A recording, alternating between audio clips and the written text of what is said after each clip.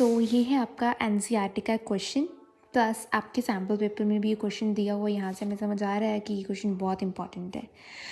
इस क्वेश्चन में क्या कहा है कि prove that opposite sides of a quadrilateral circumscribing a circle subtend supplementary angles at the centre of the circle. देखिए, एक क्वाड्रिलेटरल है, उसकी जो ऑपोजिट साइड्स है ना, वो क्या कर रही है, एक सप्लीमेंट्री एंगल सबटेंड कर रही है एट द सेंटर। ये प्रूव करना है, तो ये आपको डायग्राम से क्लियर होगा।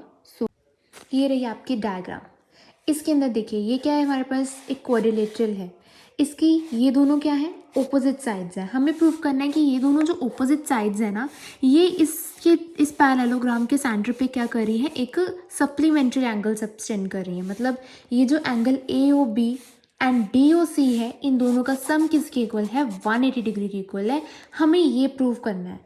आप लोगों ने पहले गिवन लिख लेना है, टू प्रूव लिख लेना है, फिर प्रूफ में देखिए, इसको प्रूव करने के लिए ना याद रख लो कि जो ये वाले दो ट्राइंगल है ना, ये ट्राइंगल एंड ये ट्राइंगल, हमें ये दोनों ट्राइंगल, पहले हम ये ट्राइंगल एंड ये ट्राइंगल लेंगे, इन दोनों ट्राइंगल को सिमिलर प्रूव कर देना है।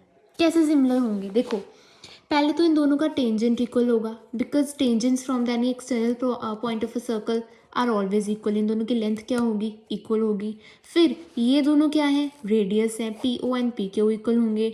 फिर बी ओ दोनों ट्राइंगल्स में कॉमन है, तो ये side angle side similarity rule से ये दोनों ट्राइंगल क्या हो गए, सिमिलर हो गए। ठीक है, इस तरीके से आप इसको लिख सकते हैं। Side angle side similarity rule, side similarity rule से, आई एम वेरी सॉरी, ये क्या हो गए, सिमिलर हो गए।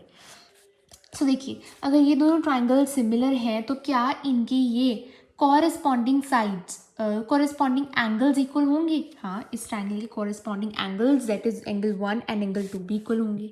वैसे ही सिमिलरली देखो, अगर हम इस ट्राइंगल का और इस ट्राइंगल का कंपेयर करते हैं तो ये दोनों एंगल सिमिलर आ जाएंगे। इसका और इसका करते हैं, फिर इसका और इसका करते हैं, मतलब इनके एंगल सिमिलर आते जाएंगे। लिखने की ज़रूरत नहीं है, प्रूफ सिमिलरली लिख लीजिए कि ये सभी क्या होंगे, एक दूसरे के इक्वल होंगे। एक क्वाड्रिलेटरल के अंदर sum of angles is always equal to 360 degree. सारे एंगल्स लिख लीजिए जो एंगल्स हमने इक्वल रखे हैं, है ना। देखो, अब हमें ये एंगल और ये एंगल से मतलब है, क्योंकि हमें ये और इसको इक्वल प्रूव करना है, तो हम इनको बीच में रख लेंगे, क्योंकि आपको पता है क्यों रख रहे हैं, क्योंकि इक्वल है। 2 बाहर आ गया, 2 को इधर जाकर डिवाइड किया, 180 degree. And angle 1 plus angle 5 is angle A O B, angle 4 plus angle 8 is D O C. इन दोनों का सम आ गया 180 डिग्री के इक्वल। हेंस प्रूव्ड कि इन दोनों एंगल्स का सम 180 डिग्री के इक्वल है। This is for today's video. Thank you.